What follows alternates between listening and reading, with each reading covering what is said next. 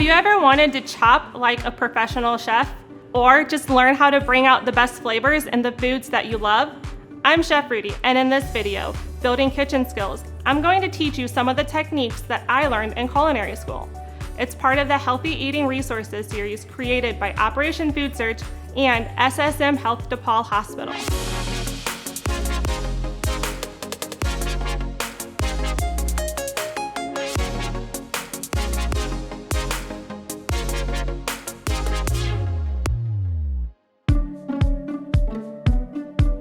In this video, I will be showing you how to use a chef's knife, how to understand different cooking methods, and how to build flavor with the right ingredients.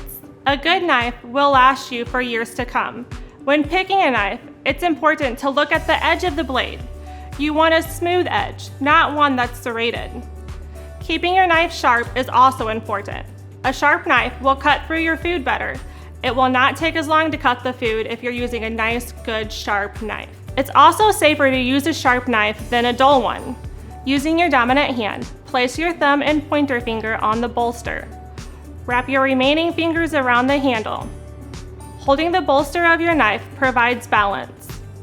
With your non-dominant hand, hold the food using a claw grip. Place the food item in the most stable position. Curl your fingertips under and use the knuckles to guide the knife. Let the knife do the work for you.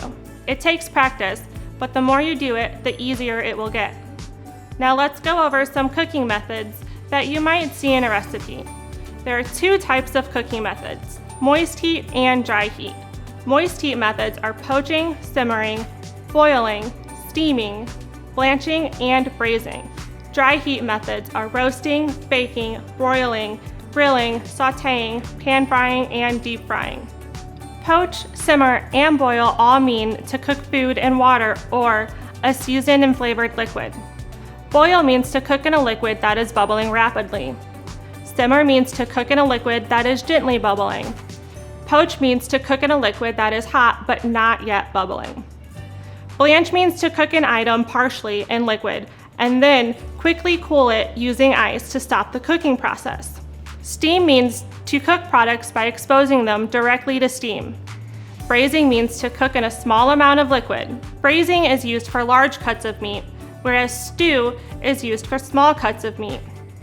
Roast and bake mean to cook food by surrounding it with hot, dry air. Roasting mainly refers to meat and poultry. Baking refers to breads, pastries, vegetables, and fish. Broil means to cook with radiant heat from above. Grill means to cook with heat from below.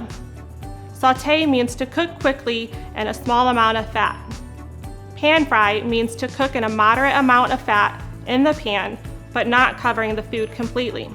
Deep frying means to cook food submerged in fat. Now let's talk flavor. Understanding how foods work together to create flavor is really important to making tasty meals. There are two flavors in each meal. The primary flavor is the dominant flavor of the dish. The supporting flavor supports or enhances the primary flavor. When cooking a meal, each ingredient should have a purpose. Have balance in the ingredients and think of the other foods that you'll be eating with the dish.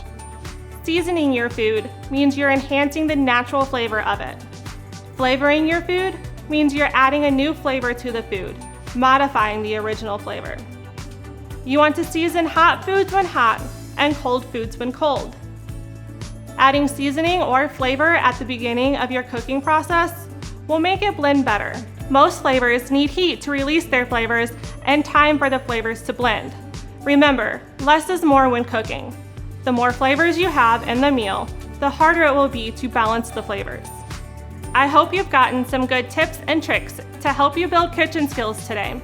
Keep an eye out for more videos in our Healthy Eating Resources series created by Operation Food Search and SSM Health DePaul Hospital. Thanks for watching and happy healthy eating!